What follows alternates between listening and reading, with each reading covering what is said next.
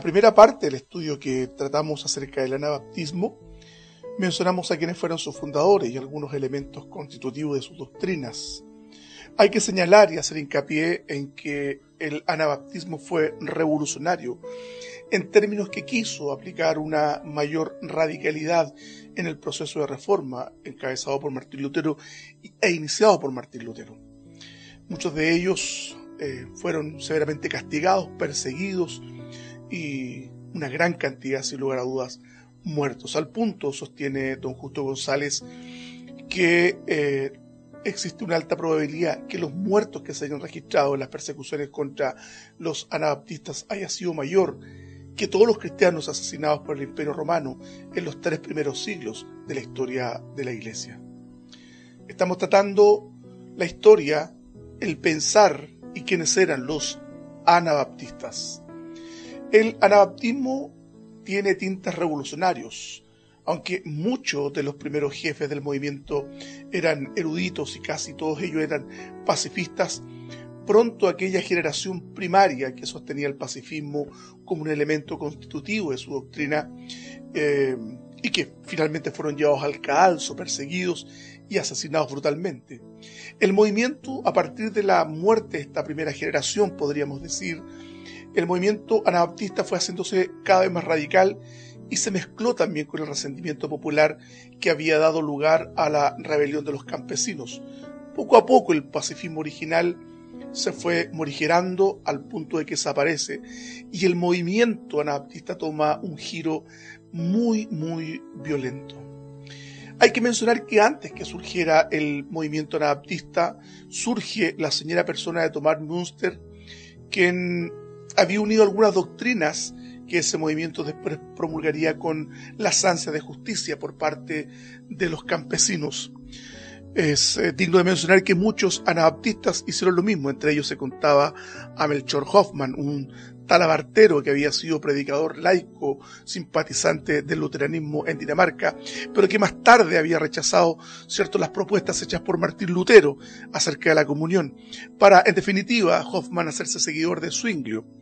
En Estrasburgo, donde el anabaptismo fue relativamente fuerte y donde había cierta medida de tolerancia hacia ellos, Hoffman se hizo anabaptista.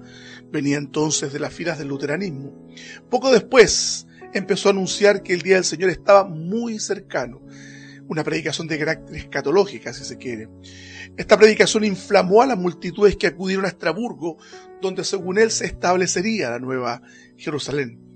El propio Hoffman predijo que sería encarcelado por 6 meses y entonces vendría el fin. Cuán familiar nos es este tipo de predicamentos. Además, Hoffman abandona el pacifismo que había caracterizado a las primeras comunidades anabaptistas y como declaraba que al aproximarse al fin del mundo sería necesario que los hijos de Dios tomaran las armas contra los hijos de las tinieblas. Cuando fue encarcelado y se cumplió así la primera parte de su profecía, fueron muchos los que corrieron hacia Estrasburgo en espera de la señal que vendría de lo alto para tomar las armas. Pero el hecho mismo de que cada día eran más los anabaptistas que había en la ciudad, que obligó a las autoridades ciertamente a tomar medidas cada vez más represivas. Y Hoffman mismo continuó encarcelado para evitar esta suerte de insurrección anabaptista. Entonces alguien dijo que en realidad la Nueva Jerusalén sería establecida no en Estrasburgo, sino en Münster.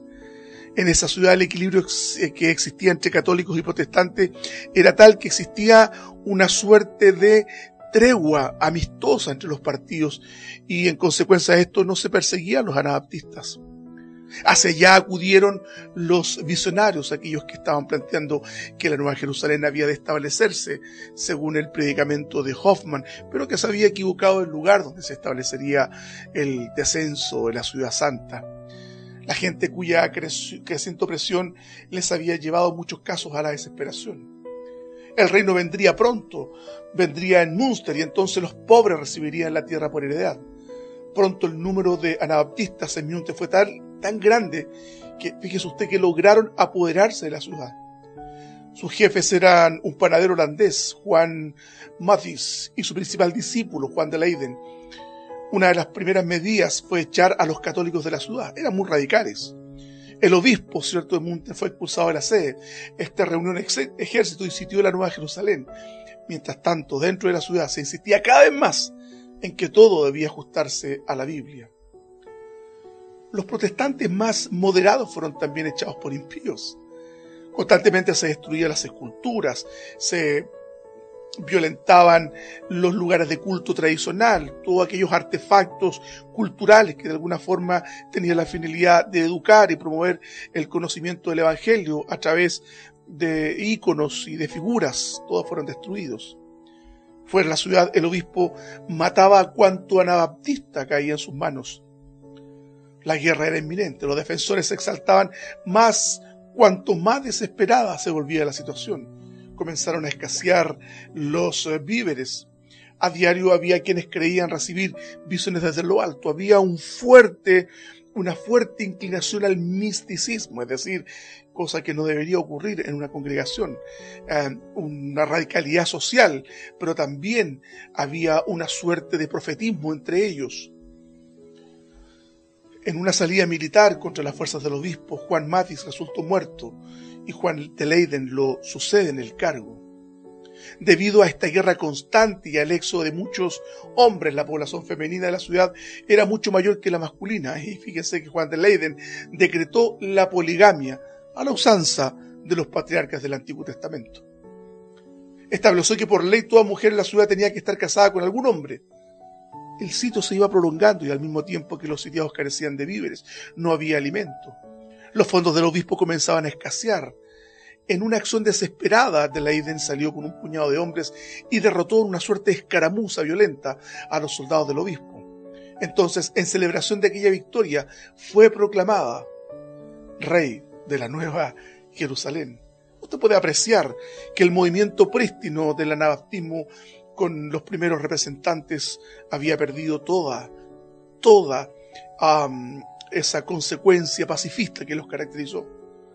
Sin embargo, poco después, un grupo de habitantes de la Nueva Jerusalén, quizás hastiados los excesos que se cometían, o quizás también impulsados por el apetito, el hambre que estaba haciendo brecha en los estómagos de cada uno de ellos, le abrió las puertas de la ciudad al obispo, cuyas tropas ingresaron con fiereza, arrasaron a todos los defensores del reducto apocalíptico, nos relata Justo González.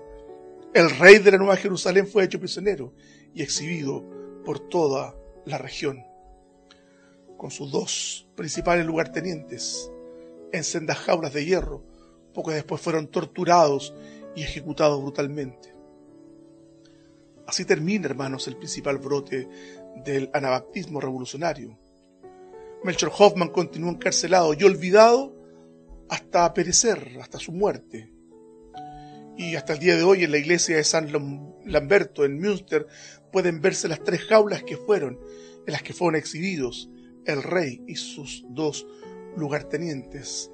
De esta forma, el obispado de Münster ahogó las pretensiones quizá monárquicas de los anabaptistas, pero también aquella radicalidad que había sido el caldo de cultivo para que se llevara a cabo este enfrentamiento brutal. La caída de Münster le puso fin al anabaptismo revolucionario, pero pronto se comenzaron a escuchar las voces de quienes decían que la tragedia de Münster se debía a que se había abandonado el pacifismo original, que era parte de la verdadera fe, lo vimos en el podcast anterior. Al igual que los primeros anabaptistas, estos nuevos jefes creían, hermanos, que la razón por la que los cristianos no están dispuestos a cumplir los preceptos del Sermón del Monte no es que no sean factibles de ser cumplidos, sino más bien por la falta de fe. Señalaban los anabaptistas después de la tragedia de Münster: quien de veras tiene fe practica el amor que Jesús enseñó y deja las consecuencias de ellos en manos de Dios. Y aparece la figura señera que mencionamos así rápidamente, tangencialmente, el primer podcast.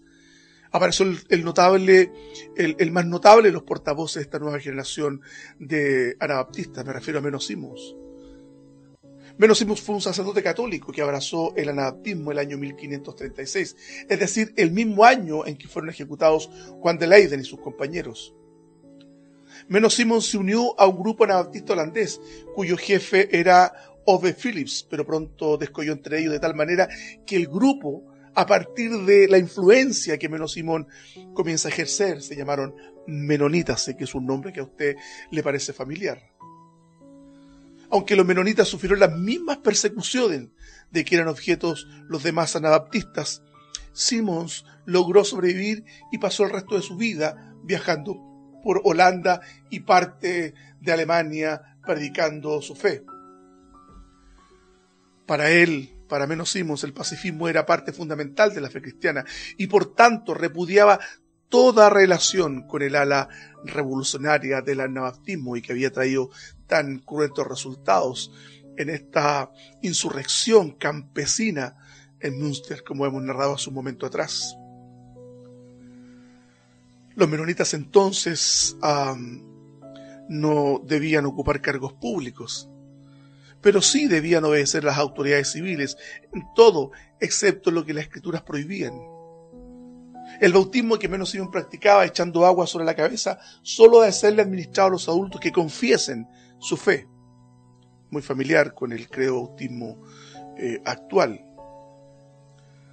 Ni ese rito ni la comunión confieren gracia alguna, señalaba, sino que son señales externas de lo que sucede internamente entre el cristiano y Dios. Además, siguiendo el ejemplo de Jesús, Menno Simón y aquellos que le siguieron, indubitablemente practicaban el lavado mutuo de los pies como una muestra de sencillez, como una muestra de humildad y como una expresión propia del cristianismo de servicio. Los menonitas o anabaptistas, seguidores de Menno Simón, se abstenían de participar activamente en cualquier acto de subversión. Los menonitas pronto fueron considerados subversivos por muchos gobiernos que se negaban a participar de la vida común de la iglesia, de la sociedad en ese entonces, particularmente en lo que a aportar armas se refería. Ellos se habían alejado de todo aquello que de alguna forma expresara violencia de cualquier tipo. Esta situación, ¿cierto?, de ponerse en contra de aquellos elementos propios de la sociedad de su tiempo y esta persecución que estaba cernida sobre ellos les hizo esparcirse por toda Europa. Muchos de ellos emigraron hacia Europa Oriental, particularmente hacia Rusia. Otros marcharon hacia Norteamérica, donde la tolerancia religiosa les permitió vivir con cierta paz. Pero también en Rusia y en Norteamérica tuvieron dificultades, pues en ambos casos el Estado quería que se ajustaran a las leyes, sujetándose al servicio militar, por ejemplo, al servicio militar obligatorio. Por esa causa, en el siglo XIX y XX fuertes contingentes emigraron hacia Sudamérica. Hoy día, precisamente, hace unas horas atrás, estuve mirando un reportaje de los menonitas y de cómo hoy día subsisten como un movimiento parasocial, es decir, donde no ha penetrado ni la tecnología ni las convenciones sociales que caracterizan a la sociedad industrial o postindustrial, digamos, hoy día. Hoy día viven una suerte de aislamiento relativo respecto al resto de la sociedad. Hoy día son reconocidos como menonitas, pero no son otra cosa que los anabaptistas que surgen en el siglo XVI y continúan insistiendo en el pacifismo como una expresión constitutiva y fundamental del sentir y del ser cristiano, hermanos amados. Es terrible cuando la iglesia toma el rumbo de la violencia. Hay que ser cuidadosos. Si bien es cierto, estamos dispuestos a dar nuestra vida por Cristo, debemos también respetar las autoridades, tal como la palabra lo indica, no por simple hecho lleva la espada, sino para aplicar la justicia. Los menonitas o los anabaptistas han sido perseguidos a través de la historia. Estas persecuciones tuvieron el efecto de difundir también la propaganda anabaptista por Alemania, por los Países Bajos. El movimiento asumió pronto grandes proporciones, como señalábamos en un momento, entre las clases especialmente bajas. Esta suerte de fracaso de la rebelión de la rebelión de los campesinos provocó cierto también desconfianza en la causa luterana. Muchos se volvieron, especialmente como lo hemos señalado, hacia del luteranismo, cierto, que tenía mayor cabida entre las clases nobles, y esta suerte de campesinado se vuelve a simpatizar con el movimiento anabaptista. Hermanos amados, la Iglesia de Cristo es una iglesia pacifista en sí. Debemos siempre vivir no al margen de la sociedad que nos contiene, sino participar de ella. El ideal anabaptista implicaba una suerte de congregación autónoma, independiente del control del Estado, del obispo. El anabaptismo tomaba la Biblia como su ley definitiva, muchos de ellos viviendo una suerte de vida ascética, de estricta conformidad a la interpretación literal de supuestos y de algunas supuestas exigencias bíblicas. Las fuentes de estas opiniones todavía están en discusión. Algunos consideraban a los anabaptistas como los radicales del periodo de la Reforma. Para otros son el fruto del interés por la lectura de la Biblia, por gente con mentalidad mucho más literalista. Y es lo que tenemos que tener cuidado nosotros hoy día. El literalismo es dañino. Los anabaptistas no se sentían parte de la reforma religiosa del siglo XVI. Ellos cuestionaron a Lutero, ellos cuestionaron a Zwinglio, y ellos cuestionaron el movimiento precisamente por carecer de los elementos de radicalidad, es decir, de una obediencia estricta y leal, verdadera, a la palabra del Señor.